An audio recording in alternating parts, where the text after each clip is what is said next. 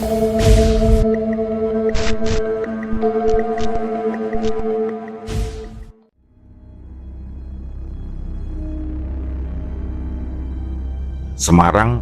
Jawa Tengah sekitar tahun 2021. Nama saya Ningrum. Pada tahun itu pandemi masih melanda, meskipun dampaknya mulai sedikit mereda. Tempat wisata, fasilitas umum, hingga hotel-hotel masih tampak sepi, jauh dari keramaian yang biasanya menjadi ciri khas kota ini.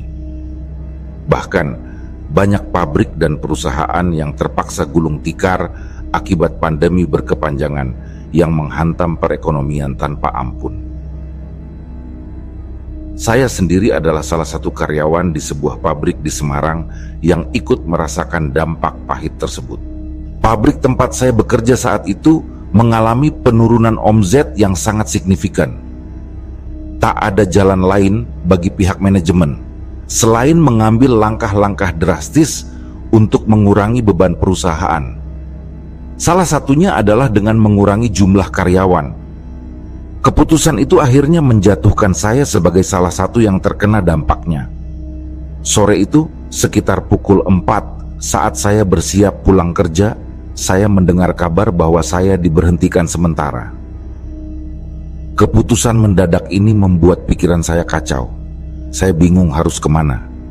Apakah saya akan tetap menginap di mes pabrik atau segera pulang ke... Sebagai orang asli Madiun, Jawa Timur, situasi ini membuat saya semakin resah. Di Semarang saya tak memiliki sanak keluarga atau kenalan dekat. Sementara itu rekan-rekan kerja saya yang juga terkena imbas pengurangan karyawan sudah lebih dulu pulang ke kampung halaman mereka masing-masing. Di tengah kebingungan itu, akhirnya saya memutuskan untuk pulang ke Madiun keesokan harinya. Namun, setelah saya mulai mengemas barang-barang pribadi di mes, waktu berlalu begitu cepat. Tanpa terasa, malam sudah tiba. Jam dinding menunjukkan pukul 7 malam. "Sudah malam begini, Mbak.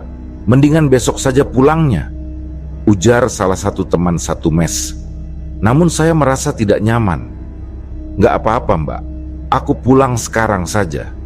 Lagian aku nggak betah di sini," jawab saya, mencoba meyakinkan diri. Teman-teman lain yang dulu akrab kini seolah berubah sikap. Beberapa dari mereka yang tidak terkena PHK justru menjadi angkuh, seakan-akan posisi mereka lebih tinggi dibandingkan kami yang terpaksa harus pergi. Setelah semua barang selesai saya kemasi, saya memutuskan untuk langsung pulang ke Madiun malam itu juga. Dengan motor yang selama ini menjadi teman setia saya di Semarang, saya berencana menempuh perjalanan panjang menuju kampung halaman. Namun, saat saya berdiri di depan mes sambil memandangi langit malam yang semakin gelap, keraguan mulai menyelinap. Jarak Semarang ke Madiun tidaklah dekat, apalagi saya seorang perempuan yang akan melakukan perjalanan malam seorang diri. Kalau aku paksakan sekarang, sampai Madiun pasti dini hari. Bahaya kalau terjadi apa-apa di jalan, pikir saya dalam hati. Setelah mempertimbangkan segala kemungkinan, akhirnya saya memutuskan untuk mencari penginapan murah di sekitaran Semarang. Saya mengambil ponsel dan mulai mencari informasi tentang hotel atau penginapan terdekat. Betapa terkejutnya saya ketika melihat harga kamar hotel yang begitu murah. Pandemi memang telah memukul industri pariwisata dengan keras. Banyak hotel yang sebelumnya mematok harga tinggi, kini menawarkan kamar-kamar mereka dengan harga yang sangat terjangkau. Bahkan ada yang di bawah 100.000 per malam. Pandemi benar-benar mengubah segalanya, termasuk dunia usaha. Saya terus memindai layar ponsel mencoba menemukan tempat yang sesuai untuk menghabiskan malam itu dengan aman. Pandemi telah membuat dunia terasa begitu sunyi, termasuk malam itu di Semarang. Di tengah keheningan yang mencekam, saya hanya berharap bahwa pilihan saya untuk menginap ini adalah keputusan yang tepat. Setidaknya sampai saya siap melanjutkan perjalanan panjang ke Madiun esok harinya. Dan singkat cerita, setelah cukup lama mencari, akhirnya aku menemukan sebuah hotel yang terasa sesuai dengan kebutuhan dan kondisi keuanganku saat itu. Sebut saja namanya Hotel Indah. Lokasinya tidak terlalu jauh dari tempatku berada kala itu, meskipun agak terpencil dari jalan utama. Harga kamar per malamnya sangat terjangkau, hanya Rp50.000 saja. Saat melihat foto-foto hotel tersebut di aplikasi pemesanan, aku cukup terkesan. Kamar-kamarnya terlihat bersih dan rapi, dengan desain sederhana namun nyaman. Bangunan hotelnya juga tampak kokoh dan terawat. Setidaknya itu yang terlihat di gambar. Tanpa berpikir panjang, aku segera memesan kamar untuk 1 malam melalui aplikasi di ponselku. Proses pemesanan berjalan lancar, dan setelah formulir terisi, aku bersiap berangkat menuju hotel itu. Malam semakin larut, jam di ponselku sudah menunjukkan pukul 8 malam. Aku menaiki sepeda motorku dan mengikuti petunjuk arah dari Google Maps menuju lokasi Hotel Indah. Meskipun letaknya sedikit jauh dari jalan raya utama, hotel ini sebenarnya tidak terlalu sulit ditemukan. Dengan bantuan share location, aku menyusuri jalanan yang semakin sepi, hanya ditemani sorot lampu sepeda motorku yang memantulkan bayangan di aspal. Semakin mendekati lokasi, suasana mulai terasa berbeda. Jalanan menjadi lebih sempit dengan pemandangan persawahan di kanan kiri yang gelap dan sunyi. Tak jauh dari sana, aku juga melewati sebuah sungai kecil yang alirannya hampir tak terdengar di bawah keheningan malam. Ketika akhirnya tiba di depan Hotel Indah, aku sempat terpaku memandangi bangunan itu. Logo hotel yang terpasang di depan gerbangnya memang sesuai dengan yang ada di aplikasi, namun suasananya jauh dari ekspektasiku. Bangunan hotel terlihat sangat tua, bahkan nyaris kumuh. Foto-foto di aplikasi terasa seperti sebuah kebohongan besar. Rumput liar tumbuh menjalar di sepanjang halaman depan hotel. Tak ada penerangan yang memadai, hanya satu lampu redup di bagian depan yang menyala, memperlihatkan cat tembok yang terkelupas di sana-sini. Aku kembali membuka ponselku, memastikan apakah ini benar hotel yang telah kupesan. Tapi sebelum aku sempat berpikir lebih jauh, tiba-tiba seorang pria menghampiriku. Pria itu tampak berumur sekitar 50 tahun, mengenakan baju lusuh dan celana panjang, tanpa atribut yang menunjukkan bahwa dia adalah seorang petugas keamanan. Namun, dari cara dia berdiri dan memperhatikanku, aku yakin dia adalah penjaga hotel ini.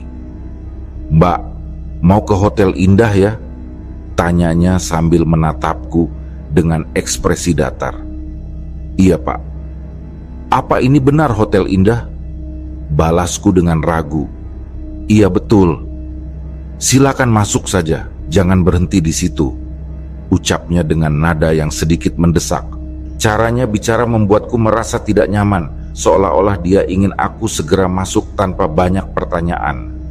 Meski hatiku ragu, aku mencoba berpikir positif. Lagi pula, aku sudah membayar kamar ini. Akhirnya dengan setengah hati, aku memutuskan untuk mengikuti arahannya dan masuk ke dalam halaman hotel.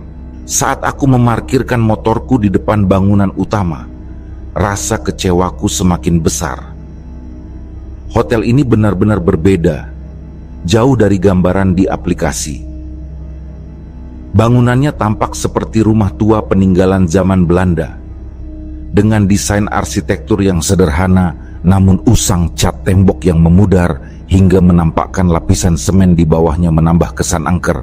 Di bagian depan, terdapat sebuah pintu besar dari kayu yang mulai lapuk dengan gagang pintu besi yang berkarat. Aku memperhatikan lebih jauh, melihat ke bagian belakang hotel yang ternyata adalah deretan kamar-kamar tamu. Jumlahnya sekitar 20-an, berjajar dalam satu baris panjang.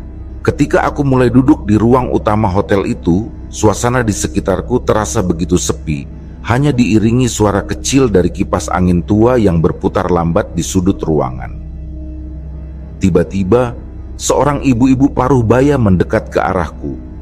Ia mengenakan kebaya sederhana berwarna coklat tua dengan kain batik yang melilit pinggangnya. Wajahnya tampak ramah dengan senyum kecil yang menghiasi bibirnya. Dari cara ia berjalan yang pelan, aku mencoba menebak bahwa ia adalah resepsionis di hotel ini. Langkahnya tenang, seperti seseorang yang sudah terbiasa menghadapi tamu-tamu hotel. "Sudah pesan kamar atas nama Mbak Ningrum ya?" tanyanya sambil memandangku dengan tatapan tajam namun tetap sopan. Aku hanya mengangguk tanpa banyak bicara, merasa tidak perlu menjelaskan lebih jauh karena sudah jelas aku telah memesan kamar via aplikasi. Meski ibu itu mencoba bersikap ramah, rasa kecewaku terhadap hotel ini tidak bisa kusembunyikan. Ekspresiku tetap cemberut, sebab jujur saja apa yang kulihat saat ini sangat jauh dari ekspektasi. Rasanya seperti terjebak di tempat yang tidak sesuai dengan apa yang dijanjikan. Singkat cerita, ibu itu meminta KTP-ku untuk proses pendaftaran. Ia juga menyerahkan sebuah formulir yang harus kuisi. Setelah selesai, ia memberikan kunci kamar kepadaku. Kunci besi kecil dengan gantungan nomor 13 yang terbuat dari kayu. "Ini kuncinya, Mbak. Tetap jaga sopan santun ya. Semoga mbaknya bisa istirahat dengan tenang," ucapnya sambil tersenyum tipis. Namun, sorot matanya memperhatikanku dari ujung kepala hingga ujung kaki dengan cara yang terasa sedikit aneh. Tanpa banyak berbasa-basi lagi, aku langsung melangkah pergi menuju bagian belakang hotel untuk mencari kamar nomor 13. Sambil membawa tasku, aku melangkah melewati lorong hotel yang panjang dan berliku. Pikiranku penuh dengan keluhan. Loh, kok begini hotelnya? Pantesan sepi. Cuman orang yang terjebak kayak aku aja yang mau nginap di sini. Andai tadi aku tahu aslinya seperti ini, mana mungkin aku mau pesan. Ketipu mentah-mentah, keluhku dalam hati. Langkah kakiku terus berjalan, melewati lorong yang penuh dengan debu dan dinding yang catnya mulai terkelupas. Di tengah perjalanan mencari kamar, aku mendapati sesuatu yang membuatku terdiam sejenak. Di beberapa sudut ruangan terlihat bekas sesajen dengan bunga-bunga layu yang sudah hampir membusuk. Tidak hanya itu, beberapa dupa yang terlihat masih menyala, perlahan mengeluarkan asap tipis yang menyebar di udara. Aroma wangi yang khas bercampur dengan bau tak sedap yang menyengat dari ruangan itu. Aku mencoba mengabaikan semuanya. Mungkin ini tradisi biasa di sini, pikirku. Meskipun hatiku mulai merasa tidak nyaman. Aku terus berjalan sambil memperhatikan nomor-nomor yang tertera di pintu-pintu kamar, mencoba menemukan kamar nomor 13. Namun, sebelum aku sempat menemukannya, tiba-tiba seorang pria tua muncul dari arah lorong yang gelap. Ia terlihat sedikit bungkuk, mengenakan kemeja lusuh yang warnanya sudah memudar. Langkahnya perlahan, seperti mencoba menghampiriku dengan hati-hati. "Mbak, cari kamar nomor berapa?" Sapanya dengan nada sopan. "Oh, kamar nomor 13, Pak." "Lokasinya di mana ya?" tanyaku pelan, sambil memperhatikan penampilannya yang sederhana. Pria itu tersenyum kecil, lalu menjelaskan, "Kamar nomor 13 itu ada di lantai 2, Mbak. Jalan saja terus ke belakang, nanti ada tangga. Naik ke atas, kamarnya ada di ujung lorong dekat gudang." Aku mengangguk sambil mengucapkan terima kasih, lalu melanjutkan langkahku menuju tangga yang dimaksud. Saat menaiki tangga kayu yang tua dan berderit setiap kali kupijak, perasaanku semakin tidak nyaman. Suasana di lantai 2 terasa lebih mencekam daripada di lantai 1. Lampu-lampu di sepanjang lorong banyak yang mati. Hanya ada beberapa yang menyala redup dengan cahaya kekuningan. Dindingnya tampak lebih usang, seperti sudah lama tidak disentuh oleh cat atau perawatan. Setiap langkahku terasa berat. Heningnya lantai 2 ini benar-benar membuat suasana semakin ganjil. Tidak ada suara lain selain derap langkahku yang menggema di sepanjang lorong. Aku memandang ke ujung lorong, mencari-cari pintu kamar nomor 13 yang dikatakan berada dekat gudang. Dalam hati aku bergumam, sepi sekali hotel ini. Pandemi benar-benar menghancurkan segalanya, termasuk suasana di tempat ini. Aku pun melangkah pelan menuju ujung lorong di lantai 2 hotel, masih dengan pikiran yang dipenuhi keheranan. Kalau aku coba tebak, hotel ini sepertinya sudah lama banget ya. Enggak dapat tamu, gumamku dalam hati, mencoba mencari alasan masuk akal untuk suasana yang terlalu sepi ini. Tapi langkahku tiba-tiba terhenti. Pandanganku kembali teralihkan ke sesuatu yang baru kusadari. Sesajen. Di depan setiap pintu kamar di lantai 2 ini, aku melihat sesajen yang terlihat cukup rapi diletakkan di lantai. Anehnya, tidak seperti di lantai 1 yang sesajennya terlihat sudah lama dan berdebu. Sesajen di lantai 2 ini tampak sangat baru. Bahkan ketika aku mengamati lebih teliti, dupa yang ada di sesajen itu masih menyala dengan nyala api yang tinggi, seolah-olah baru saja dinyalakan beberapa saat lalu. Aneh banget ya, apa setiap pintu kamar memang harus diberi sesajen begini, pikirku, sambil terus memperhatikan barang-barang itu. Sesajen tersebut terdiri dari bunga, dupa, dan beberapa makanan kecil yang diletakkan dengan teratur di atas daun pisang. Bau dupa yang khas perlahan memenuhi lorong, bercampur dengan aroma lembab dari dinding hotel yang sudah tua. Sesampainya di depan kamar nomor 13, aku segera mengambil kunci yang tadi diberikan dan membuka pintu. Saat pintu terbuka, perasaan kecewaku langsung bertambah. Bentuk kamar ini sama sekali tidak seperti yang kulihat di foto aplikasi. Ruangannya sempit tanpa ada jendela sama sekali. Mencoba menenangkan diri, aku meyakinkan diriku bahwa ini mungkin hanya tradisi atau bagian dari budaya lokal. Aku pun mengalihkan pandanganku dan melanjutkan langkah ke kamar yang sudah menungguku. Dari kejauhan aku melihat pintu kamar dengan angka 13 tertulis di atasnya. Letaknya berada di ujung lorong, tepat di sudut paling jauh lantai 2. Kamar itu bersebelahan langsung dengan sebuah pintu lain yang sepertinya adalah gudang.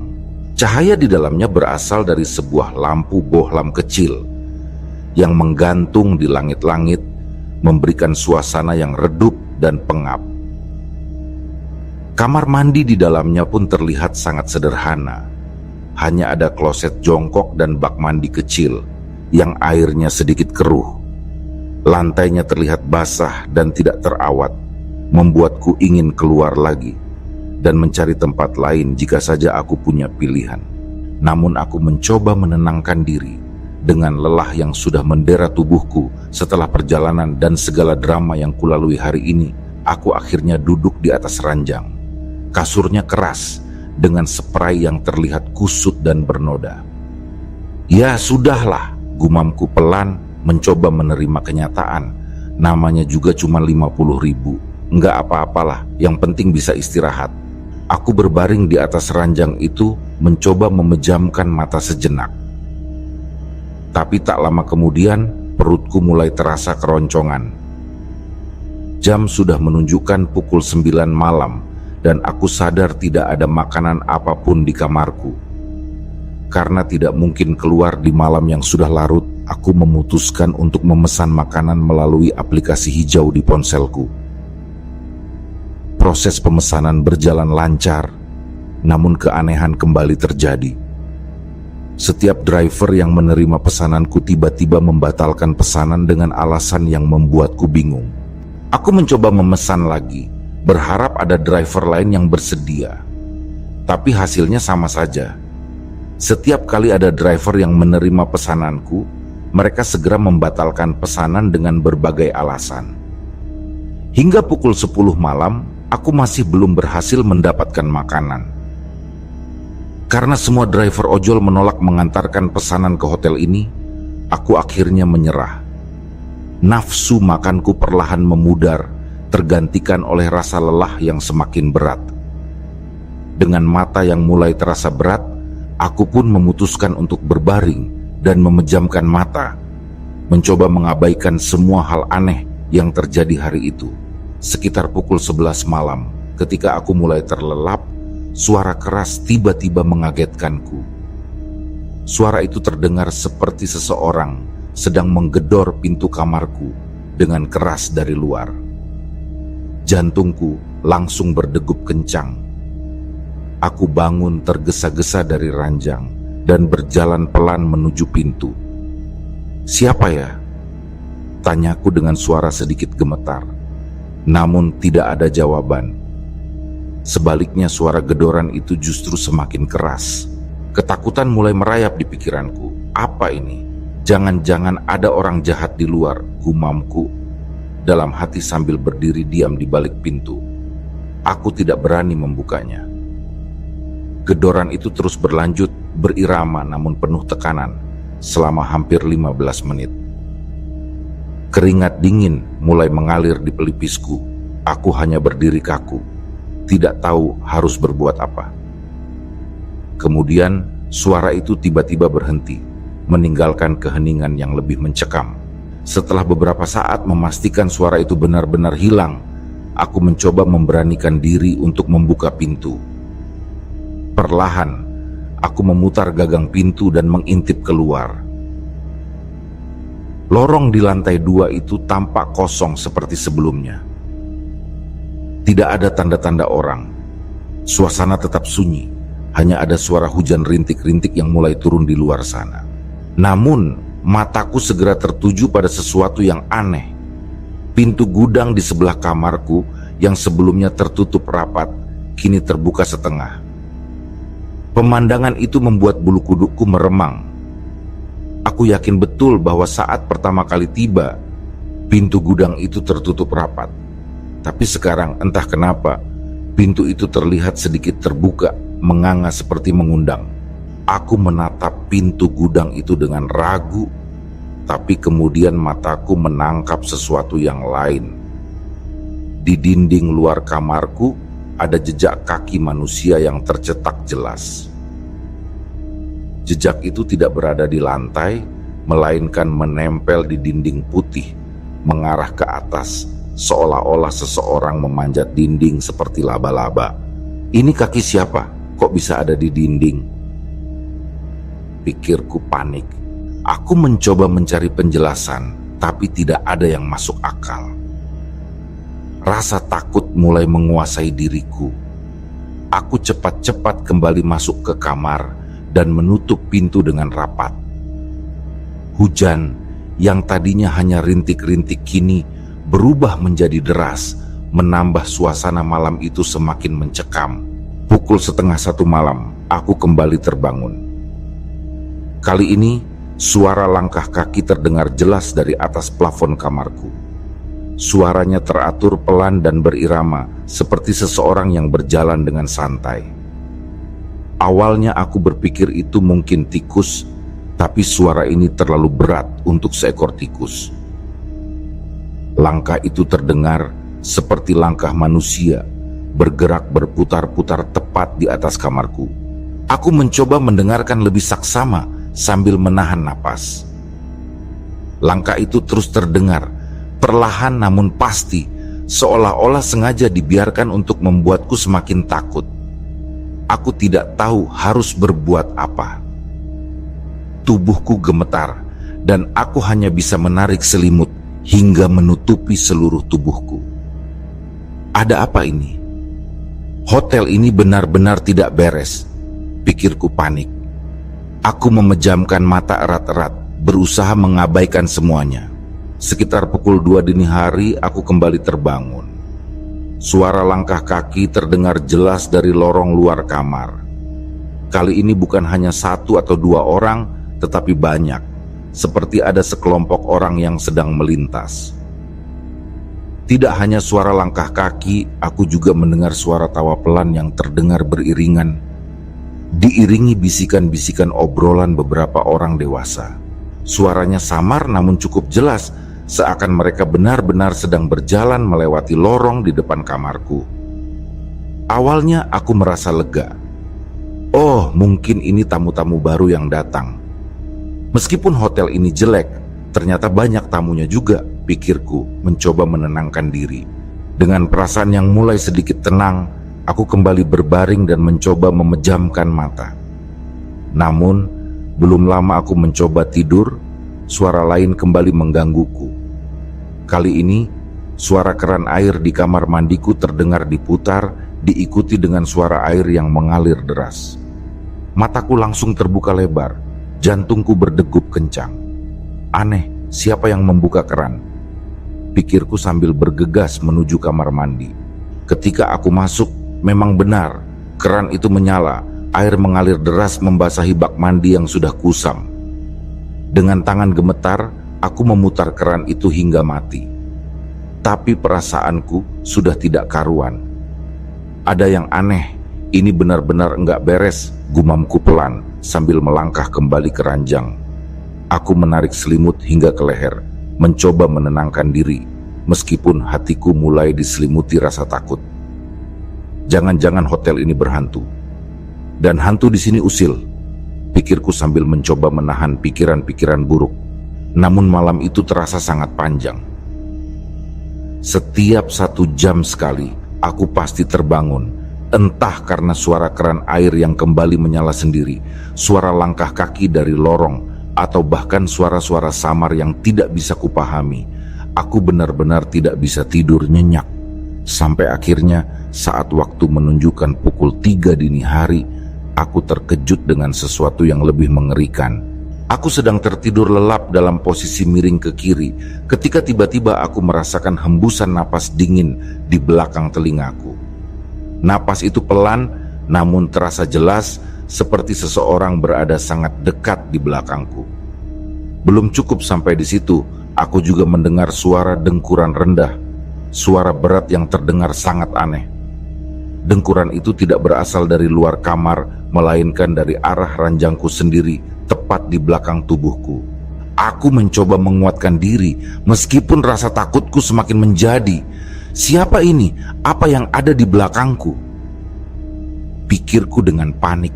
Aku tidak berani menoleh. Tubuhku terasa kaku, bahkan untuk bergerak sedikit saja. Dalam hati aku terus mencoba memberi semangat pada diriku sendiri. Ayo kuat, aku cuma menginap semalam. Besok pagi aku pergi dari sini.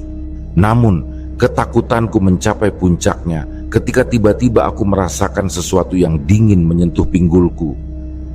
Sentuhan itu terasa seperti tangan kasar, dingin, dan basah. Perlahan, tangan itu bergerak memutar dari pinggulku menuju perut, seolah ingin memelukku dari belakang. Aku langsung terkejut, dan tanpa pikir panjang, aku berteriak sambil memutar tubuhku untuk melihat apa yang ada di belakangku. Dan saat itulah aku melihatnya. Dengan mataku sendiri, aku melihat sesosok pocong besar terbaring di atas ranjang bersamaku. Sosok itu memiliki tubuh besar yang terbungkus kain kafan putih yang sudah sangat lusuh, penuh bercak kotor dan noda kecoklatan. Bau busuk langsung menusuk hidungku, begitu kuat hingga membuatku hampir muntah. Wajah pocong itu adalah mimpi buruk yang nyata, hancur dan membusuk. Kulitnya menghitam dengan bercak kehijauan, memperlihatkan bagian-bagian daging yang sudah lapuk. Matanya yang cekung seperti lubang gelap mengarah tepat ke arahku. Pocong itu tidak bergerak, hanya berbaring di sana sambil mengeluarkan suara dengkuran berat yang seram. Napasnya terdengar seperti rintihan panjang, membuat suasana di kamar itu semakin mencekam. Aku tidak bisa bergerak, tubuhku membeku di tempat. Sosok itu terus menatapku dengan ekspresi datar. Ketakutanku sudah mencapai puncaknya. Kakiku terasa kaku, seolah-olah tubuhku menolak untuk bergerak. Nafasku tertahan dan mataku masih terfokus pada sosok pocong besar yang terbaring di atas ranjangku. Rasanya seperti mimpi buruk yang tidak kunjung usai, tapi aku tahu ini nyata. Perlahan, Kendali atas tubuhku mulai kembali. Dengan sisa-sisa keberanian yang kupunya, aku langsung berlari keluar dari kamar sambil berteriak meminta tolong. "Tolong! Apa ada orang? Tolong aku!" Suaraku menggema di sepanjang lorong lantai 2, tapi tak ada jawaban. Aku berlari dari satu pintu ke pintu lainnya, mengetuk dan menggedor dengan panik. "Tolong! Ada orang di sini?" Tanyaku berulang kali berharap ada yang keluar. Namun lorong itu tetap sunyi. Tidak ada tanda-tanda kehidupan. Bahkan kamar-kamar yang sebelumnya ku dengar ramai dengan suara langkah kaki dan tawa, kini seperti tidak berpenghuni. Ini kenapa? Tadi aku jelas-jelas dengar suara banyak tamu. Tapi kenapa sekarang malah sepi begini? Pikirku semakin panik. Tanganku terus menggedor pintu demi pintu, tapi tak ada satu pun yang terbuka. Suasana mencekam ini membuat perasaanku semakin hancur. Akhirnya, dengan putus asa, aku berlari menuju lobi hotel. Mungkin resepsionis bisa membantu, pikirku dengan harapan terakhir. Namun, ketika tiba di lobi, aku justru mendapati pemandangan yang semakin membuat nyaliku ciut. Lobi itu kosong, tidak ada tanda-tanda kehadiran ibu resepsionis yang sebelumnya menyambutku. Lampu-lampu di ruang itu redup dan pintu utama hotel, satu-satunya jalan keluar, terlihat terkunci rapat dari luar. Aku mencoba menarik gagangnya dengan keras, tapi tidak bergeming. "Kenapa dikunci? Aku mau keluar. Ada apa ini?" Aku mulai menangis, tubuhku bergetar hebat. "Ya Allah, tolong aku!" Seruku berulang-ulang sambil memukul dan menendang pintu utama hotel dengan sekuat tenaga. Namun, tidak ada siapapun yang datang. Tidak ada suara balasan. Tidak ada tanda-tanda kehidupan. Yang ada hanyalah suara cekikikan. Suara tawa pelan yang terdengar dari arah kejauhan. Belum selesai aku mengatur napas, pandanganku tiba-tiba tertuju pada sesuatu yang muncul di tengah lobi. Sosok seorang wanita dengan rambut panjang yang terurai berjalan mengesot perlahan. Tubuhnya terlihat lunglai, seperti menyeret dirinya sendiri dengan susah payah. Dari mulutnya keluar rintihan yang memilukan, seperti seseorang yang sedang menahan rasa sakit luar biasa. "Itu apa?" Teriakku kencang, suaraku pecah karena rasa takut yang tak lagi bisa kubendung. Tubuhku langsung berbalik dan aku kembali berlari menuju lantai 2, mencoba menjauh dari sosok mengerikan itu. Aku berlari tanpa arah hingga akhirnya masuk ke dalam sebuah toilet umum di lantai 2. Begitu pintu toilet kututup, aku langsung menguncinya rapat-rapat dan bersandar di balik pintu, mencoba mengatur napas yang tersengal-sengal. Aku merasa sedikit tenang di dalam ruangan sempit itu, meskipun rasa takut masih mencengkeram pikiranku.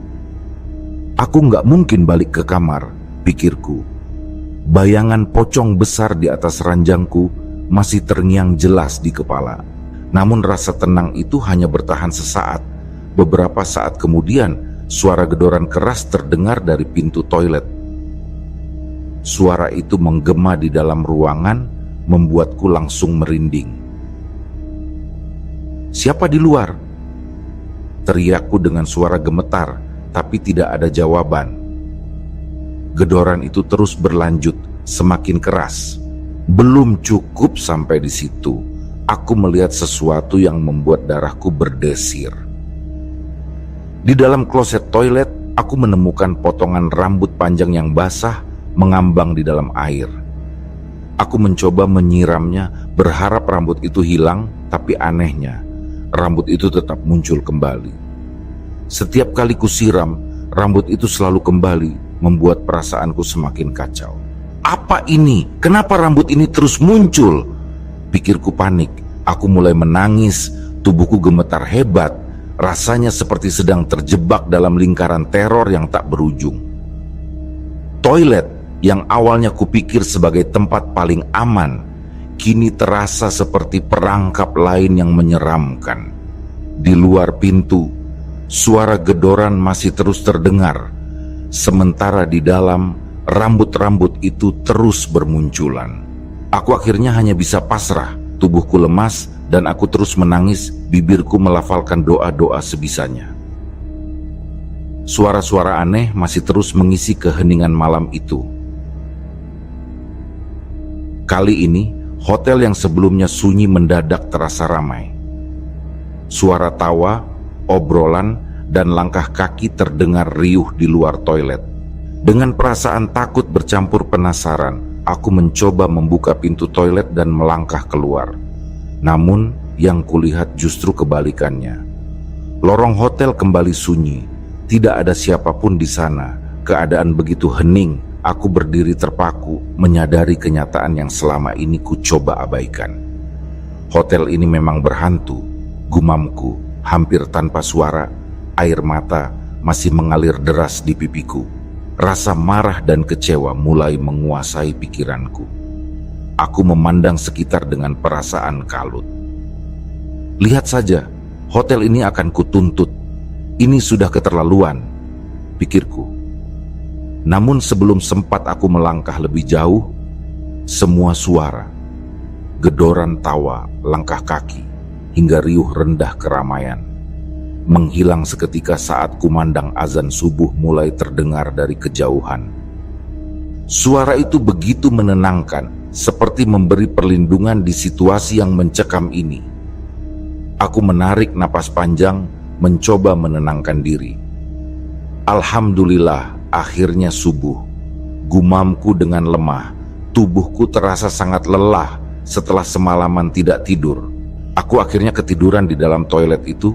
Tubuhku bersandar di dinding dingin yang terasa sedikit lembab.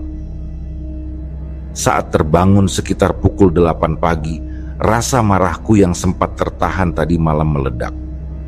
Dengan sisa tenaga yang kumiliki, aku turun ke lobi dan menemui karyawan hotel. Sesampainya di sana, aku langsung menggebrak meja resepsionis. Suaraku menggema di ruangan itu. "Kalian ini gimana sih? Hotel ini benar-benar berbahaya. Banyak hantunya. Ini sudah membahayakan nyawa tamu kalian." Teriakku dengan amarah yang membuncah. Karyawan-karyawan hotel yang baru datang pagi itu tampak terkejut. Mereka saling bertukar pandang. Lalu salah satu dari mereka, seorang ibu-ibu resepsionis yang sama seperti tadi malam, mencoba menenangkanku. Namun ucapannya justru membuatku semakin kesal. "Loh mbak, tenang dulu.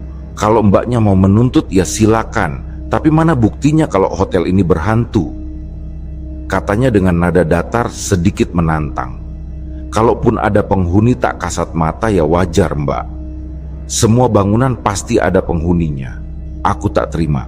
"Bukti, semalam aku tidur dengan pocong di ranjangku. Aku lihat perempuan ngesot di lobi.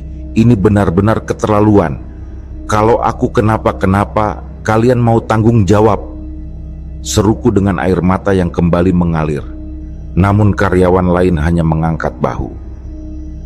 "Kalau mbaknya nggak punya bukti, kami bisa lapor balik atas pencemaran nama baik loh," ujar salah seorang dari mereka dengan nada dingin. Ucapan itu membuatku semakin putus asa. Sambil menahan tangis, aku melirik ke arah para karyawan hotel yang sedang berkumpul di lobi.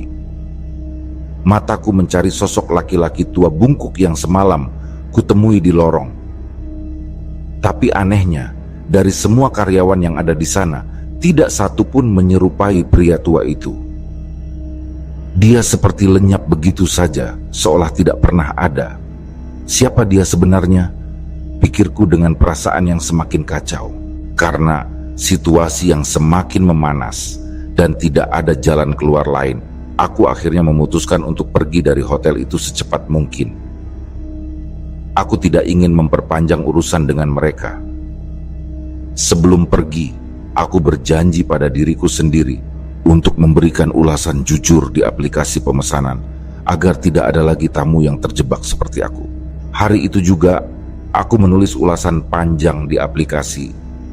Aku menceritakan semua yang kualami. sosok pocong besar berwajah hancur, perempuan yang berjalan ngesot, hingga suasana mencekam yang kurasakan sepanjang malam. Ulasanku mengingatkan siapapun untuk tidak pernah menginap di hotel tersebut. Setelah beberapa hari, aku mulai memperhatikan ulasan-ulasan lain tentang hotel itu. Ternyata, aku bukan satu-satunya yang mengalami hal serupa. Banyak tamu lain yang mengaku pernah melihat pocong besar, perempuan ngesot, atau mendengar suara-suara aneh di malam hari. Dari ulasan itu pula, aku menyadari satu hal. Sepertinya pihak hotel mengetahui semua kejanggalan tersebut, tetapi mereka memilih bungkam. Barangkali mereka takut jika kebenaran terungkap, hotel mereka akan semakin sepi. Tapi bagiku, keheningan itu adalah bukti nyata bahwa ada sesuatu yang tidak beres di tempat itu. Namun, hingga kini, satu pertanyaan masih membekas di benakku. Siapa sebenarnya pria tua bungkuk yang kutemui malam itu? Jika dia adalah salah satu karyawan, kenapa dia tidak ada di antara mereka pagi itu? Apakah dia juga bagian dari misteri hotel ini? Aku tidak tahu. Yang aku tahu hanyalah aku sangat bersyukur bisa keluar dari hotel itu dalam keadaan selamat. Andaikan malam itu aku kenapa-kenapa, mungkin aku tidak akan pernah bisa menceritakan pengalaman ini kepada siapapun.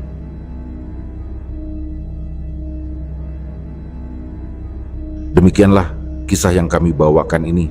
Semoga kisah ini dapat menghibur teman-teman semua dan diharapkan cerita ini bisa bermanfaat. Baiklah, terima kasih untuk teman-teman yang telah mendengarkan cerita ini dan juga yang telah mendukung channel ini. Semoga kebaikan yang dilakukan teman-teman dibalas oleh Allah Subhanahu wa Ta'ala dengan hal-hal yang lebih baik dan lebih bermanfaat dalam kehidupan. Saya mohon maaf apabila ada kesalahan dalam perkataan ataupun pengucapan dalam menceritakan kisah ini. Sampai jumpa lagi di kisah kami berikutnya. Semoga sehat dan sukses selalu untuk kita semua.